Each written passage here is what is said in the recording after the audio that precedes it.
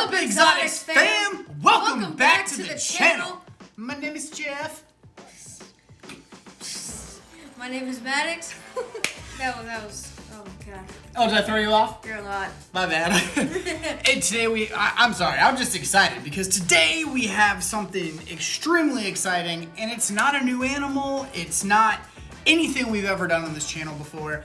We are working on a new enclosure for a surprise species. We're not going to tell anybody right now what it is, and I'm going to be sculpting the entire background, skulls for the background, everything from scratch, and we are going to do tutorials for all of it right here. So make sure you hit that subscribe button and turn on notifications, because as we go through this step-by-step process, you're not going to want to miss any of this, because I promise you, you're going to want to do some of this stuff in your own enclosures. So let's get into this.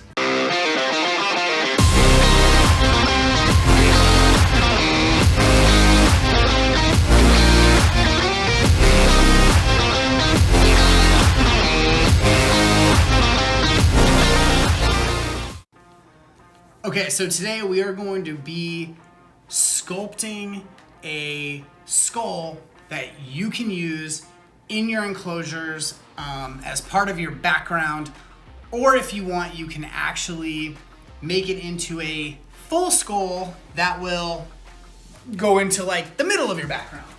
So I sculpted this one and I put some pictures online, and I had a bunch of people asking me what I made it out of, how I did it, etc. I don't even like this one, but it prompted me to go ahead and explain how I made it and show you guys how to do it so you can make things like this for your own enclosures. Now, obviously, this is something that would sit in there. The one that I'm actually gonna make today, I'm making it more like a mask. It's only gonna be about half of the head, because that's how I'm gonna use it in the enclosure. It's gonna be popping out of the background.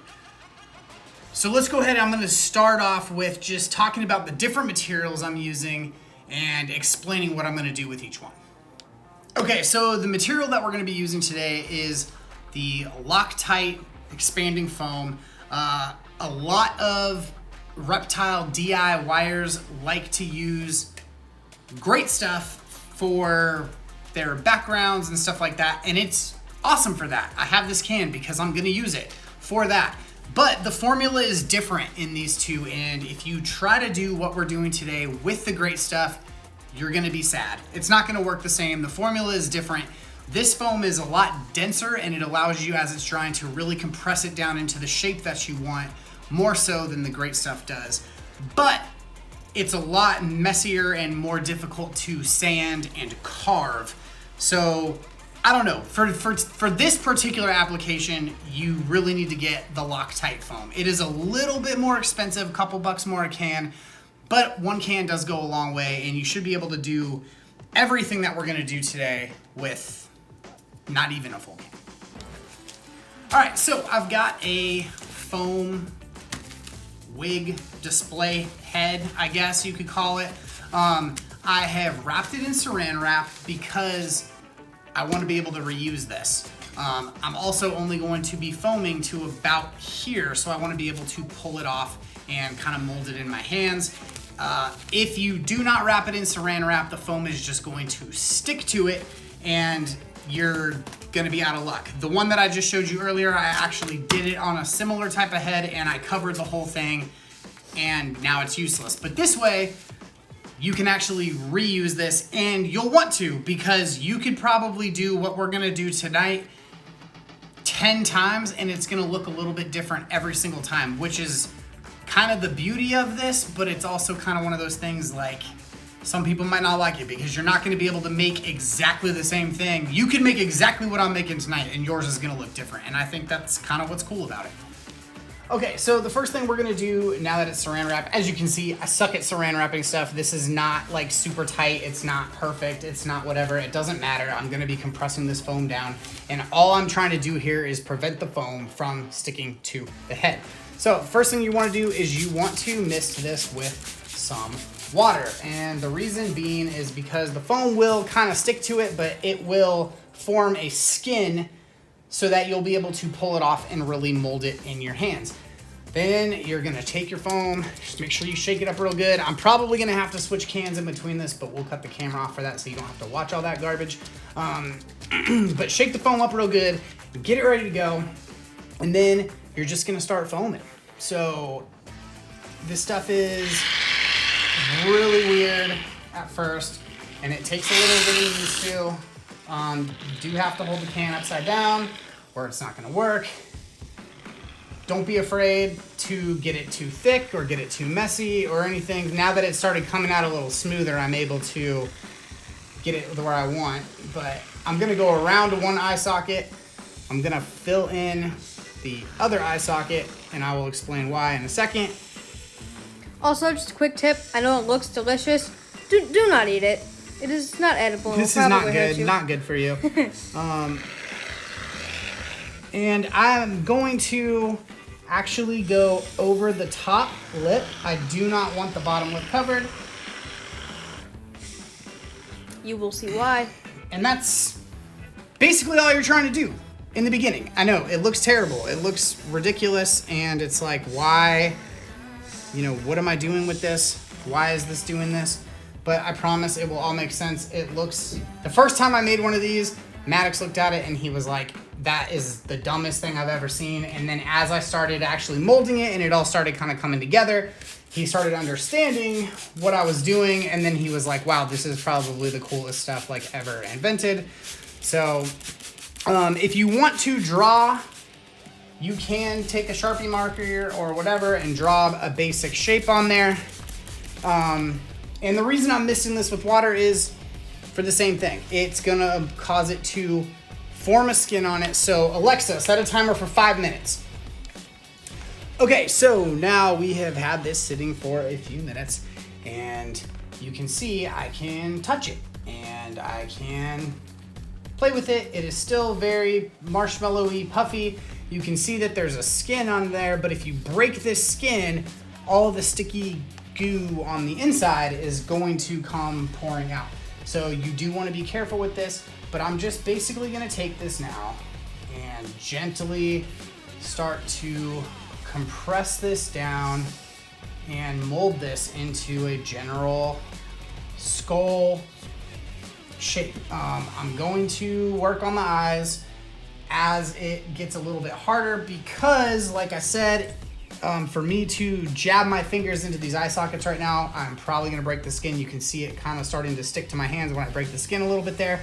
And you don't want to get it on your fingers because I can tell you, as soon as you break that skin and you kind of get it on your fingers, then the foam wants to start sticking to everything.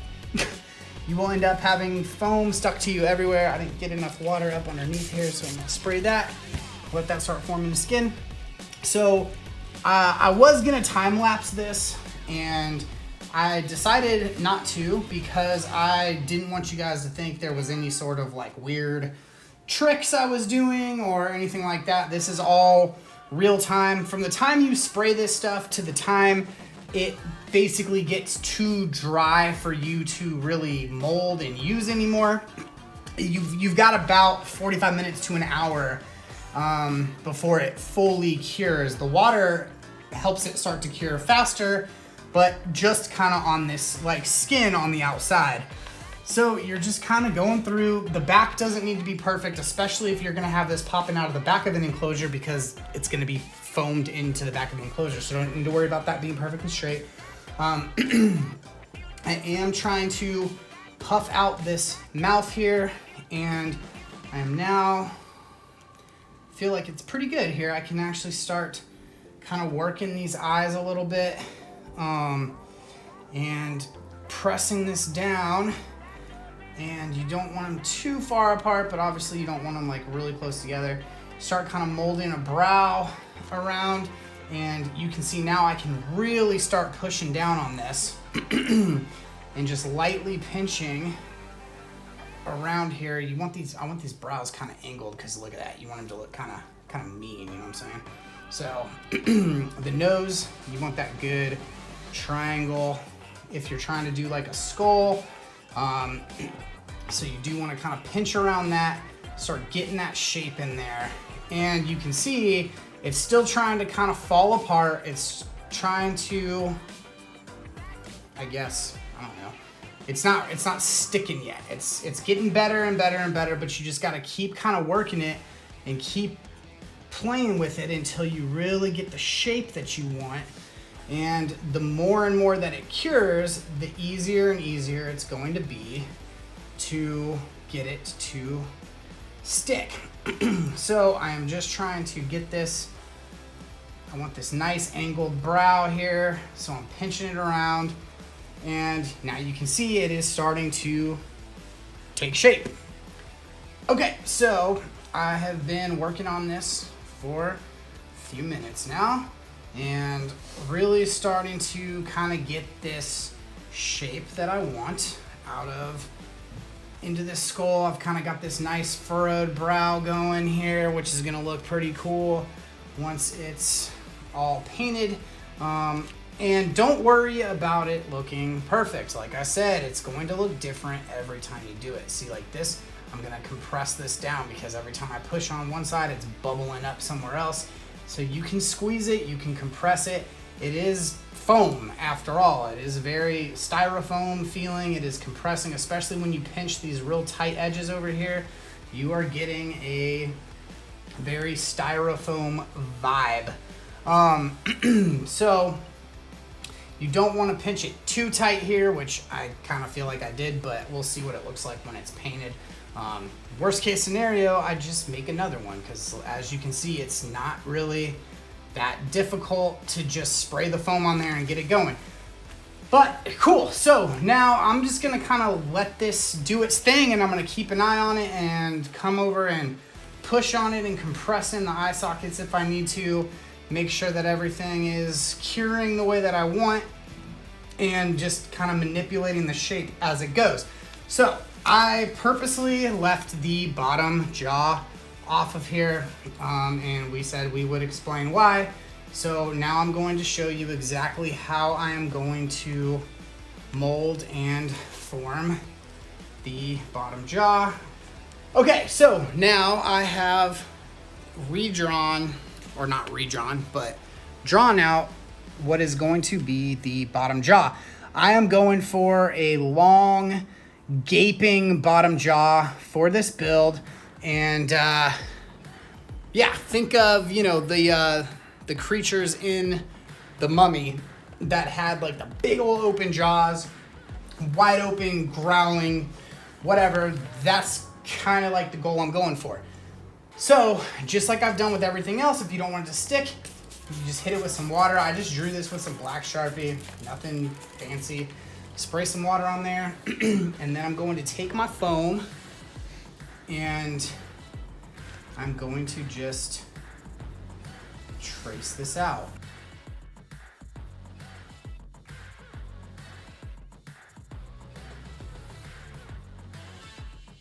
Okay, so now I'm gonna show you guys how to make the teeth. I made up a whole bunch of them before I started filming this video because I didn't really want you guys to have to watch me make all of them, but I did want to show you guys exactly how I do it. Now, none of this stuff that I'm talking about in this video is anything new. It's nothing revolutionary. I didn't come up with any of it. This is stuff that haunters or people who DIY their own Halloween decorations and stuff have been doing for years. This is just, I haven't really seen anybody in the reptile industry do this kind of stuff to use in their enclosures. So I wanted to kind of take the stuff that they do for Halloween and the stuff that we're already doing with the great stuff in foam in our backgrounds and kind of figure out a way to put it all together. So that's what we're attempting to do. So to make these teeth is really easy. This is just a piece of silicone. This is just a mat to set hot pots on out of the kitchen. And you're gonna take your hot glue gun and you are just going to make a teardrop shape, and then you are gonna come down. So I'm just gonna make like 3 because I'm probably not even gonna use them. And that's basically all you're doing. And then I'm gonna let that dry, and after that's dry, I'll show you what I do with them after that to make them into actual teeth. Okay, so now our teeth are dried, so I'm gonna show you guys kind of what I do with the teeth after. You the silicone, the great thing about it is the glue will not stick to it. So you can just peel it right off. And I'm gonna cut this kind of stringy stuff off the bottom, but you do want this, the root of the tooth, and you'll see why in a minute. Then you just snip the top off, and now you've got yourself a nice flat topped little tooth. And the best part about this is you can make a ton of them at a time, and they are all going to look a little bit different, which for something like what we're using them for a skull, or if you're trying to do some kind of a deformed mask of any sort, you know, you don't want the teeth to all look perfect and uniform because everything looks decrepit. And, you know, you want everything to kind of look like it's been decomposing. Cool. All right, so now that I made a couple teeth or whatever, this has got a good skin going on it. So I'm going to take this and I'm just going to start pinching it together. It's not really sticking to the bag on the bottom. There's a skin pretty much all the way around. And I'm just gonna start squeezing it and trying to shape it. Because there's probably a little bit more foam on here than I want, as I start to compress this and get this to really take shape, it's probably going to end up being something that I cut down to size if I cannot get it compressed the way that I want to. I do want the bottom jaw to be a little bit thicker because I am going to have to stick all of this together. And I want to be able to have the teeth here, and I kind of want there to be the bottom of the mouth, I guess. So I'll probably end up adding some more foam to that. But these sections here that I'm compressing down will probably end up getting cut because we essentially want them to just be a flat brace for the top jaw that are basically what's gonna happen if you haven't figured out is after I get this all formed and everything is all done, I'm going to take this and I'm gonna take these two pieces and I'm gonna stick them here, and then the bottom jaw is gonna hang down really low.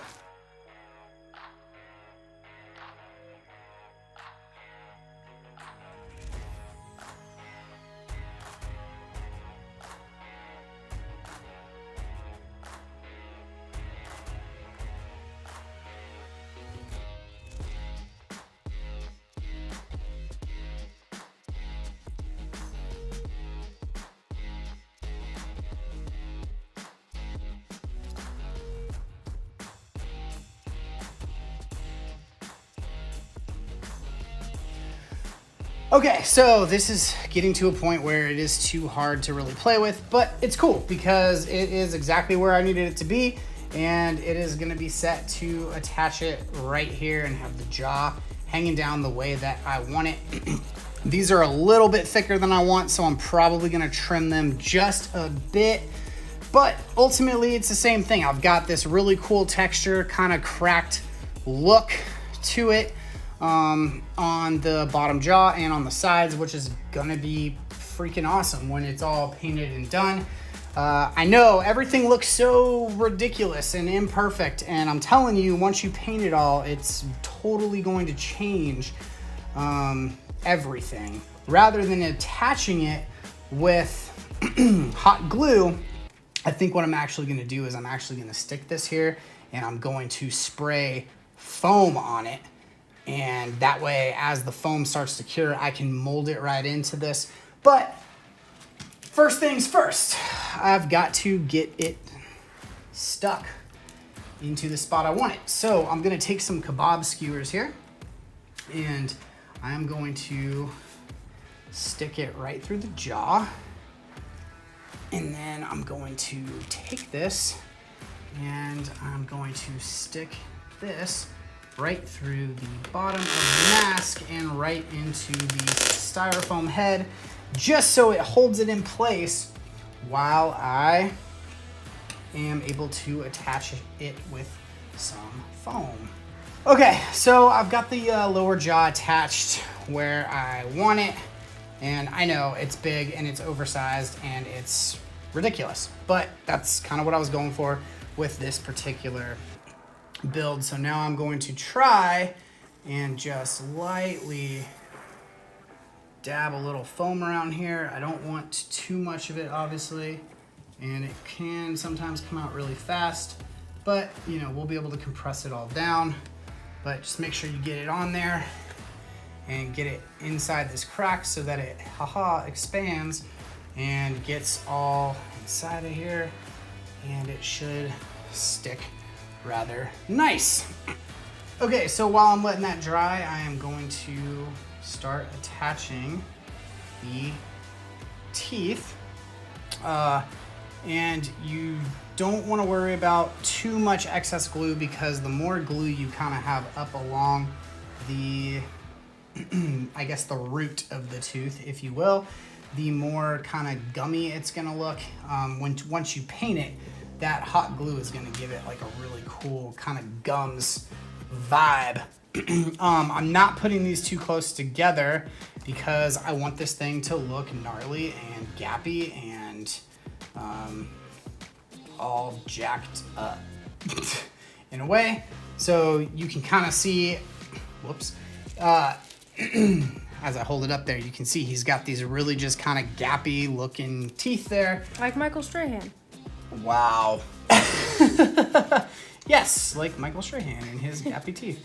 Thank you, Maddox. Hey, it's a good comparison. Hey, you know what? I bet you they all forgot you were even here. So Yeah, probably. I am behind the camera this time. Yeah. Hooray. This is kind of one of those things that he Cannot do. You haven't tried yet. I also have no artistic ability whatsoever. Neither do I. That is clearly you have no artistic ability with this absolute masterpiece. I mean, I wouldn't call it a masterpiece. It's just a. Then you basic. do not trust yourself enough. You're right. I probably don't. And I got a little bit too close to the foam over there, which clearly has not dried yet, but that's okay. So live, learn, regret. Anyway, learn. this is what we're doing with this. And I am sticking myself to myself. Okay. So there you go. You guys kind of saw how I do that. There is the top row of teeth. I know that they look a little weird right now and they're not very visible, but I promise after we're done, they will look awesome.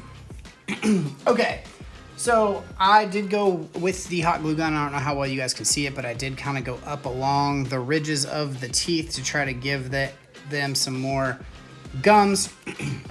And now I'm going to attach the bottom teeth so we can start really putting this all together. Okay, so this stuff's all got a pretty decent skin now. It's still not perfect, but it's, you know, it's good enough to start kind of working with it. So I'm just gonna compress this down and sort of start smoothing it out. All right, so as you can see, I have coated the entire thing in a matte black that I'm using as a base coat. I'm gonna get in real close here on the mouth. You can see what I was doing with the hot glue and how it gave it this gum effect, and those are gonna stay looking like that. So it kind of gives that illusion of sort of the rotting gums. So now what we're gonna do is we are going to start dry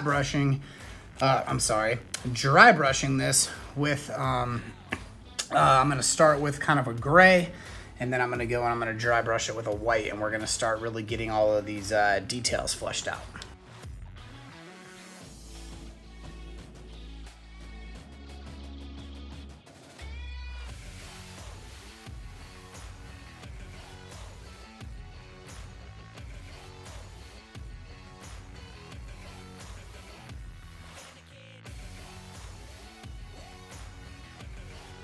Okay, so we have finished dry brushing this with the light gray, and you can see all of this kind of texture I was talking about is really starting to kind of show the life, and that's where I was talking about these cracks and this different stuff that really the foam kind of gives it that look on its own.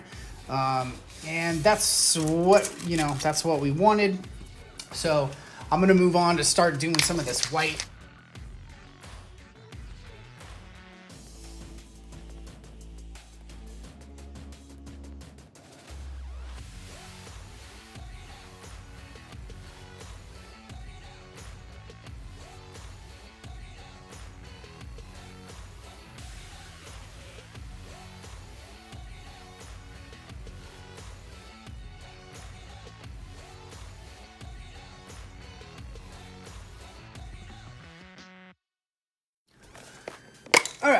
Now we're gonna take a little bit of beige and we are going to, oh, these teeth are still a little bit wet, but we'll start with these bottom ones.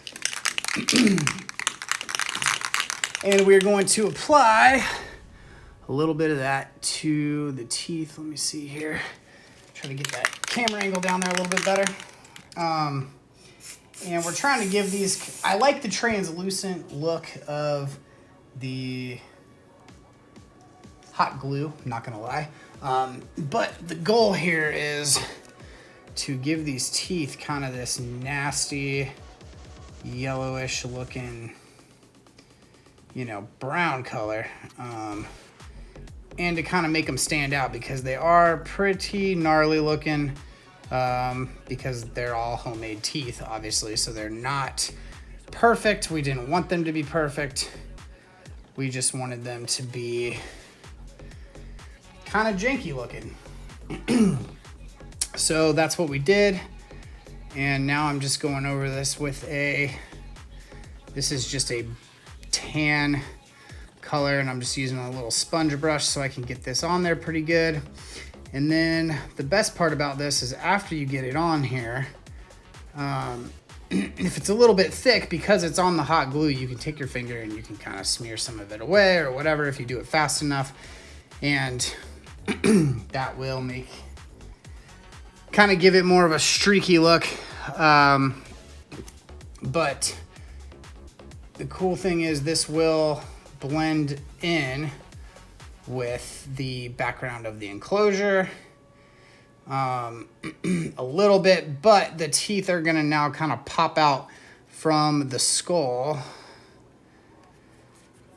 And that's, you know, that's what we want. We want this thing to look menacing. So it's got to have, you know, gnarly teeth that you want people to pay attention to these teeth when they see this thing.